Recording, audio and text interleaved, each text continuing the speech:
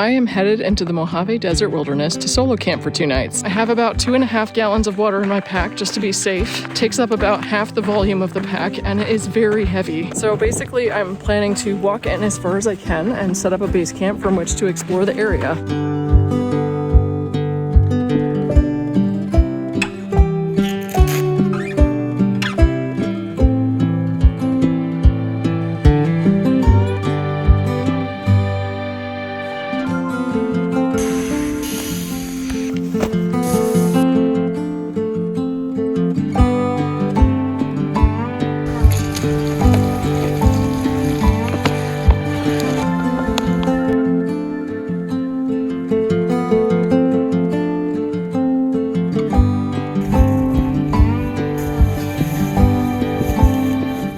I've seen some chatter online about how the footprint of the Durston tents is a bit on the big side and some people don't find the vestibules to be useful. I do like it. I like the option to stick my pack under there. There's actually a lot of condensation out here in the desert in the morning, which is kind of surprising. So one night I had my pack outside and it got pretty wet, so I've been storing it under one tent flap. For some reason the lighter on my stove has not really been working on this trip, so I've been using matches.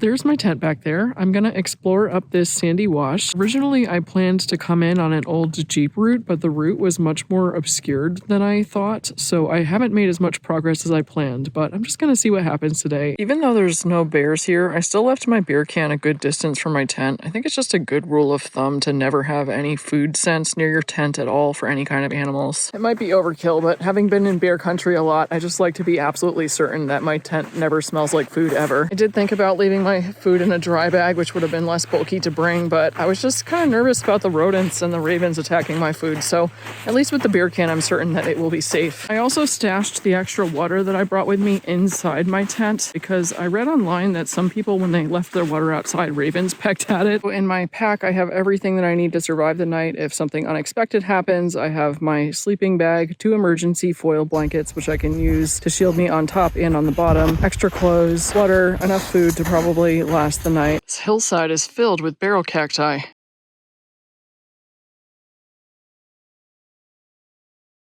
After following the sandy wash for a while, I am now headed across some small hills toward the cinder cones. Found a small game trail. I just slipped on a loose rock and now have a cactus spine stuck in my hand. It really hurts. I used a rock to rip it off because if you grab it with your hands, it will stick onto your other hand. I can't tell if there's any spines like left in my hand really, but there's like a hole now. Oh my god, that really hurts. I kept thinking, don't slip and fall on a cactus, so perhaps it was inevitable at some point. These little pieces fall off and they're all over the ground. I'm just glad it was only a small piece that I fell on and not into one of the big ones. And there are the cinder cones. I'm not sure I'm gonna make it all the way over there because there are a lot of hills in between me and the cinder cones. My goal for today was to make it to the cinder cones, at least to the base of the cinder cones, maybe climb up one, but now it's becoming clear that that was perhaps overly ambitious. My rate of travel has been really slow because these hills are filled with lots of loose rocks and gravel. I'm having to find my own route because there is no trail, and that is taking a lot of time. It's really important to be careful with my footing so I don't slip and fall, and especially not into a cactus like I did just a few minutes ago. I've been hiking for a few hours from my base camp, and I think it's becoming clear that the cinder cones are pretty far away. If I did try to reach them, I probably wouldn't get back to my base camp at a reasonable hour. So it's really disappointing, but I think I'm gonna turn around. I'm gonna take a few minutes to rest, look at the cinder cones from afar, and feel my moment of little frustration, and then let it pass, and then I'm going to head back toward my base camp. To navigate, I've been taking compass bearings as well as marking waypoints on the Gaia GPS app and using those to make sure I'm doing it all correctly. Not an expert with the compass yet, so it's really nice to have the app to back me up. Here's another game trail in the direction that I'm headed, so let's follow these animals. The poop and the tracks make me wonder if it's wild burros. This trail is very nice. It's much more walkable than the route I originally chose. Good job, animals! I would love to catch a glimpse of these guys at some point, but so far I've only seen their tracks and their droppings. Goodbye to the cinder cones. Hopefully I'll be back.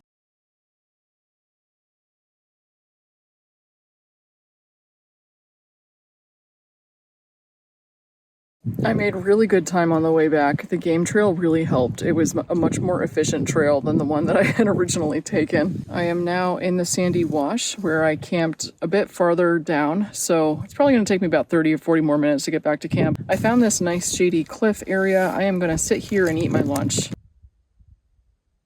Another classic backpacking meal, tuna and Triscuits. This is my all-powerful bamboo spoon. I know sporks are cool, but it actually weighs less than a titanium spork.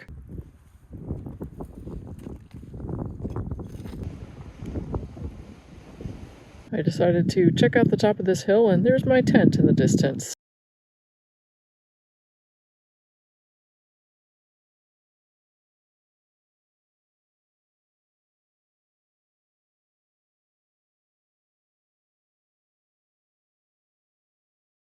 Here are the lava rocks at the edge of the lava field.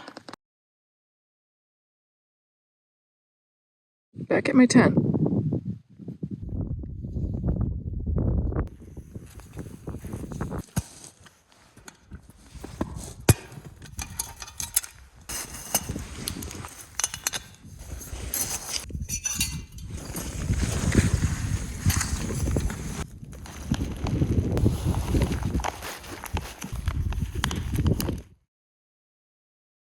I have to say, I'm not loving this one. The chili is so intense that it overpowers all the other flavors, and it's just like hot chili. On the other hand, I tried the pesto chicken for the first time a couple days ago, and that one was delicious.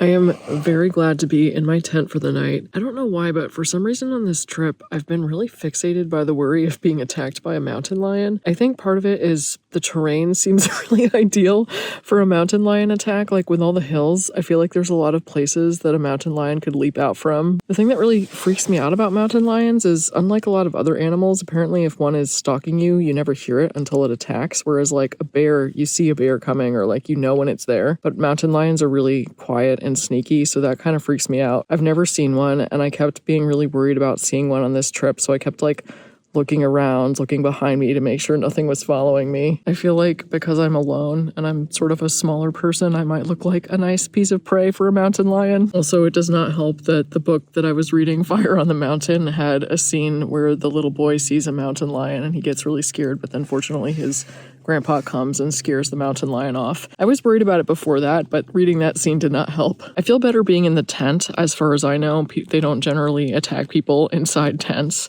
And it's funny because just a few nights ago I was saying like, oh, I should try cowboy camping, but now I'm actually really glad to have my tent, and I don't think I would feel comfortable just sleeping alone in the open where mountain lions do run around. Also, it does feel slightly scary. I think once it gets dark, it just feels a little creepy, so I like to get in my tent and then I'll just read, or I have my AirPods, so I might listen to an audiobook. The sun did set kind of early because it's still winter, but it's all right. I don't mind reading inside the tent. Honestly, I do worry about encounters with people too, although I have not experienced that yet. But, you know, you do see stories online of people experiencing creepy backpacking encounters at night with other people. I mean, realistically, it's like the chances are super low right now. I haven't seen a single other person the whole time I've been here. So on that note, I'm going to focus on getting cozy in my sleeping bag, reading, maybe listening to a podcast, and then going to sleep.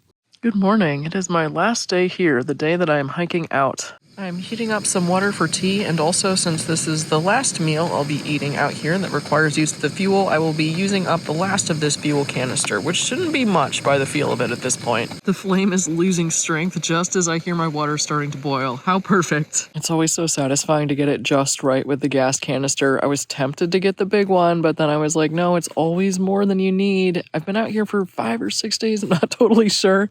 Like on the entirety of the trip has been 5 or 6 days. There was one day that I skipped making tea in the morning, which is perfect because I did want tea today, and the flame just slowly died out just as the water got hot enough. So right now I'm enjoying my last breakfast. I'm a creature of habit, bagels every single day, and then I will be packing up my tent and hiking out. This is a really nice little moment in Fire on the Mountain. The 12-year-old boy who's narrating the story is out on horseback with Lee, who's this older man that he really admires, and they are searching for one of the boy's grandfather's lost horses. They're riding up to this mountain, and the boy is looking at the summit of the mountain. And far above the camp, above timberline, the naked and jagged peak soared into the blue. What's up there? I pointed toward the summit. What do you see up there? Lee's gaze followed my pointing finger. Well, I said, I don't see anything up there. Lee was silent. He lowered his head, returning his eyes to the trail and terrain ahead of us. There must be something up there, I insisted. What are you looking for? I don't know, I said. Something. You won't find it up there. How do you know, Lee? Were you up there? Yes, I climbed it once, on foot. You can't get a horse all the way to the top. Well, you must have seen something up there. He did not answer. What did you see up there, Lee? Good God, he said. I mean, my God, you're persistent. He smiled at me. You've really got the disease, don't you?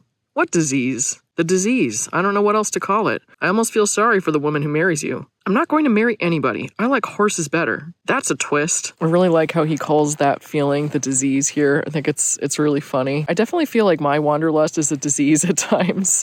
It can be really overpowering. Just like the desire to travel. And it's like when I haven't traveled for a while, I feel this itch. This particular disease seems to be the urge to explore wild places. If you see a mountain or a desert, you're just like, I need to know what's out there. Like the urge to go out and explore. It seems to be something you're afflicted with from the beginning. Even though I lived in a suburban place when I was growing up and there wasn't like wild areas to explore, there were woods and there were trees. And so you bet I climbed every tree that was climbable all the way to the top to find out what was up there. And I explored every inch of those woods. Campsite's all packed up and I'm ready to go. It feels so good to have a relatively light pack after drinking most of the water. The sky is pretty overcast today, and in the distance I did see what looked like rain, so flood is a potential risk. I am going to be listening very carefully as I walk for any sounds of potential flooding ahead of me, and if that happens, then I'm gonna get to higher ground. One other thing I'm slightly worried about is my car. I kind of just left it on the shoulder of the road, and it was fully pulled over, like it was like a good 2 feet from the side of the road, but still. I really hope it's still there when I get back.